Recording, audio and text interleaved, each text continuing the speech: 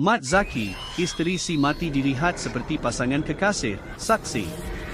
Tawau, saksi pendakwaan ke-8, PW8, kes bunuh pemandu e-hailing memberitahu Mahkamah Tinggi di sini, bahawa bekas Ketua Perisikan Kawasan Keselamatan Khas Pantai Timur Sabah, Eskom, Senior Assistant Commissioner Datuk Mat Zaki Mat Zain, 58, dan bekas isteri si mati dilihat seperti pasangan kekasih. Shim Vui Nyen, 51, yang juga pemilik Pop Dilahat Datu berkata mengenainya ketika pemeriksaan utama oleh Timbalan Pendakwa Raya, TPR, Rohaiza Abdul Rahman di hadapan Hakim Datuk Dun Chan Sikodol pada hari ketiga perbicaraan hari ini.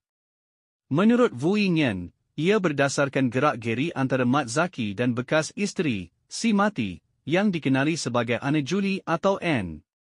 Rohaiza, boleh jelaskan kepada mahkamah kenapa kamu boleh nampak mereka sebagai sepasang kekasih? Rohaiza, boleh jelaskan, berdasarkan pengakuan kamu, sejak bila mereka nampak sebagai pasangan kekasih? Vui Nyen, saya yang perasan, kadangkala. Rohaiza, boleh jelaskan kepada mahkamah sejak bila mereka dilihat sebagai pasangan kekasih? Vui Nyen, selepas minum-minum. Rohaiza, berdasarkan pengetahuan kamu, apa status perkahwinan Ann? Vui Nyen, saya pernah bertanyakan Ann dan dia cakap dia bujang. Sementara itu, dalam pemeriksaan balas peguam yang mewakili Mat Zaki, Datuk Rem Singh mendakwa saksi berbohong dalam keterangannya kerana tiada sebarang bukti termasuk rakaman kamera litar tertutup, CCTV, yang dipasang di premis, Pop, terbabit.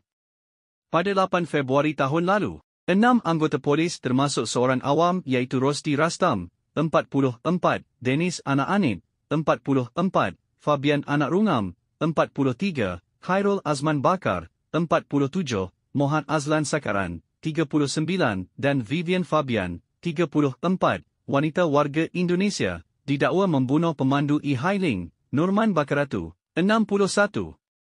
Pada 11 April, seorang lagi anggota polis, John Kennedy Sanggah, 44, turut didakwa atas pertuduhan membunuh Nurma, di tempat dan waktu yang sama.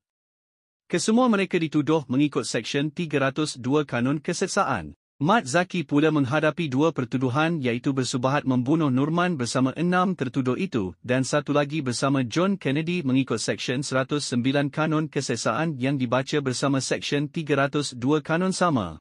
Pemandu e-hailing dipancing keluar dari hotel di Tawau sebelum dibawa ke ladang kelapa sawit dan ditikam dengan objek tajam di bahagian leher yang menyebabkan kematiannya. Perkara itu dimaklumkan melalui ucapan pembukaan yang dibacakan oleh Timbalan Pendakwa Raya Khairul Azrim Ahmad dalam prosiding perbicaraan hari pertama kes bunuh pemandu e-hailing membabitkan bekas Ketua Perisikan Eskom, Senior Assistant Commissioner Datuk Mat Zaki Mat Zain 58 tahun bersama 7 yang lain di Mahkamah Tinggi di Tawau pada 2 Januari. Beliau berkata pendakwaan akan membuktikan naratif bahawa Mat Zaki bersubahat dengan 7 tertuduh yang lain dalam kes ini untuk membunuh Nurman Bakaratu 61 tahun berhampiran Jalan Anjur Juara Jalan Apas Batu 5 di Tawau kira-kira jam 10.30 pagi pada 16 Januari tahun lalu. Perbicaraan penuh pada peringkat pendakwaan kes pembunuhan yang mendapat tumpuan masyarakat itu didengar di hadapan Hakim Datuk Dun Chan Sikodol bermula kira-kira jam 9.45 pagi. Khairul Azrim berkata salah seorang daripada tertuduh kemudian mengheret si mati keluar dari kereta dan membaringkannya di atas tanah sebelum meninggalkan mayat mangsa yang ditemui 3 hari kemudian.